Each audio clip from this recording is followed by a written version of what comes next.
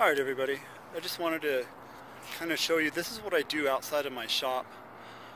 This is for a church that is up in North Phoenix. They wanted a kind of a lighting truss that they could fasten to their ceiling so they could put in their lights for their orchestra or their band or whatever they do. Really kind of a meat and potatoes project.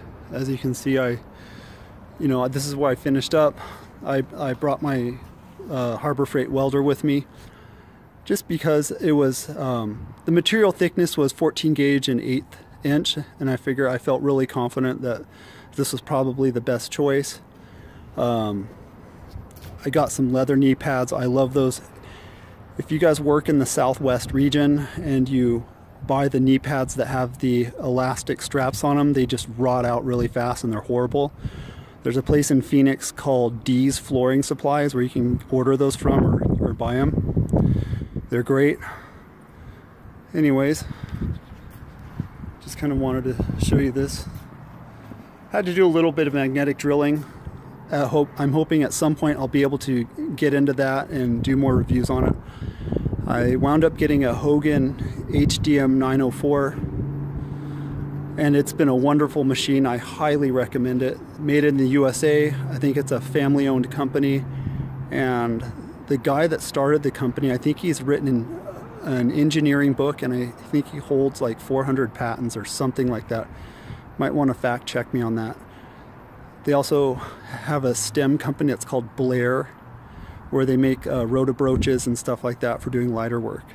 Great stuff. Anyways, I am getting to wrap this up, gonna clean it all up, and hopefully I'll put together another plate test video for you here.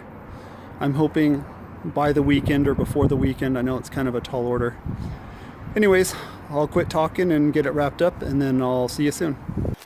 Also, I wanted to mention that when I do get into heavier gauge steel, I have a Miller 12 VS suitcase.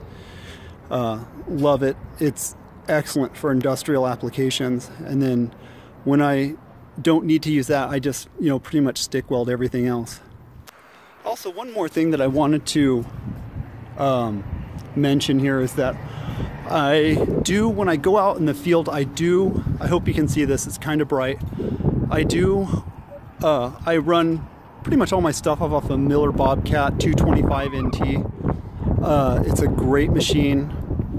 Bought it used, had 200 hours on it, came off of a service truck.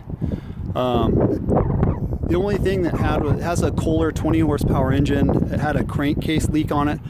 Had to pay to get that, but ever since then it's just been a gem. So that's my mobile setup.